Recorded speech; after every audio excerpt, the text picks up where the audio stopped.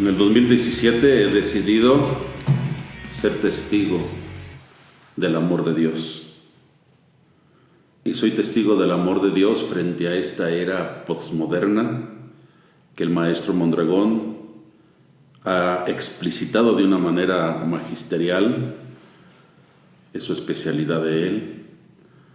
Y trataremos entonces ahora de ir respondiendo a esas problemáticas que, como él plantea, nos hacen vivir pues oliendo la muerte, el sinsentido de la vida, todo aquello que ha explicado en los anteriores videos, el 2 y el 3. Quiero hablarles ahora de mis heridas en el amor. Y lo primero que viene a mi cabeza es ese texto maravilloso del profeta Jeremías en el capítulo 1, versículo 5. Antes de haberte formado en el seno materno, te conocía.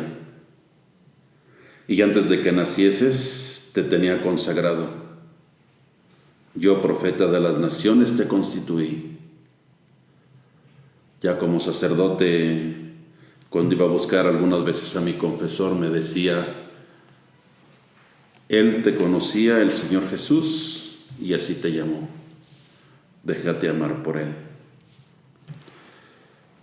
Quizás la realidad en la que yo nací familiar no tiene mucho que ver con esa realidad posmoderna.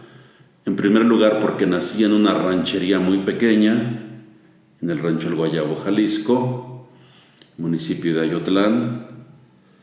Y allí mis padres eran medieros, es decir, los Velasco, que tenían un rancho grande con grandes hectáreas de tierra, le daban la tierra a una persona, la persona la cultivaba y al llegar la cosecha entregaba la mitad de la ganancia total, y además de pagar las deudas por todos los insumos que tuvo que consumir y que el mismo patrón le vendía a los trabajadores. Por lo tanto, es un rancho con 50 familias, todas nos conocíamos y aprendimos a vivir en el campo y del campo. Y puedo decir en ese sentido, entonces, que un valor grande, muy grande para mi vida, fue aprender de mi padre, de mi abuelo, a trabajar. Y desde luego a vivir en una familia muy unida, en donde el amor se manifestaba no solamente trabajando la familia completa en el campo, sino compartiendo la mesa. Compartiendo el cerro, trayendo la leña, ir a traerle el agua del cerro. Era una familia muy unida. Mi padre y mi madre, María del Refugio y Jesús, como dije ya, campesinos. Soy el mayor de los 8 hermanos, el 9º murió muy pequeño. La herida grande que a mí me dejó en la infancia, o que tengo registrada en la infancia, es que sí me di cuenta desde que tuve uso de razón del problema de alcoholismo de mi padre. Y entonces ese alcoholismo nos ponía a todos en tensión, indudablemente a mi madre siempre preguntándose: ¿iba a regresar? ¿Traerá dinero? ¿Habrá que comer? Fue un problema serio enfrentar el problema del alcoholismo de mi padre cuando éramos niños, pero indudablemente una herida muy profunda que me dejó esa experiencia del alcoholismo de mi padre, precisamente a los 7 años y medio, quizás estaba cumpliendo los 8, ya muy de madrugada, a las 9 de 10 de la mañana, en que estaba yo en la casa, veo en el patio que viene bajando mi padre ya borracho, y veo cómo golpea en la cabeza a mi madre, veo el chorro de sangre que sale de la cabeza de mi madre. Imaginen ustedes la imagen de un niño que su única protección más segura es su madre, ahora está sangrando, ahora está tirada en el piso, ahora llega la Cruz Roja por ella. Estoy hablando de 1970, 1969. ¿Qué significa eso? Que en esos tiempos, en realidad, que entendía una respuesta a todos los problemas era el señor cura, era el párroco del lugar, era el padre encargado de la parroquia. Y después de esa golpiza y de esa sangrada y de esa borrachera, pues fueron a ver entonces al señor cura. Y la respuesta en aquellos tiempos era muy sencilla: Señora, es su cruz, y tiene que seguir con él. Por eso digo que no tiene mucho que ver ahora con lo que ha dicho el maestro Mondragón, porque estoy hablando de la era de los 70s. En los 70s en México estaba configurándose todo el sistema, ahora sí que el maestro Mondragón ha explicado, la industrialización, la tecnología, todo el tema del desarrollo económico, eso sí.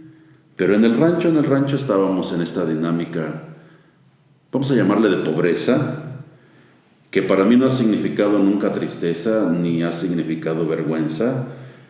Pobreza que significa que comíamos de lo que la tierra producía. Muy fácil ir a cortar elotes y comerlos riquísimo, la guasana, es decir, el garbanzo, la guayaba, podemos ir a cortar los nopales. Nunca faltaba una olla de frijoles, nunca faltaba un molcajete de chile, nunca faltaban muchas tortillas, y en cada cumpleaños de mi padre, de mi madre, de mis 8 hermanos, había mole rojo con un rico arroz. Esa era la vida nuestra, pero eso no, para mí nunca me causó dolor, ni tristeza, ni sufrimiento. Así llegué a la adolescencia, en el momento en que un día jugando, en abril, próximo a mi cumpleaños, mis padres sentados en el árbol de la casa y yo jugando, me gritó mi padre: ¿y tú qué vas a hacer, hijo, cuando seas grande? Le respondí: estudiar. Imaginen ustedes cómo se tragó la saliva a mi padre, porque yo le estaba diciendo algo que no era real. En ese rancho no había escuela primaria. Todos los niños íbamos a tomar las clases del abecedario y aprender los números con la señorita Lupe, que los patrones traían. Era una señorita que había estudiado 4º de primaria en La Piedad y ahora venía a enseñarle a los niños de los campesinos el abecedario y los números. De tal manera que así llegué a los 12 años, 11 años y medio, cuando llegó el profesor Polanco y promovió la escuela primaria.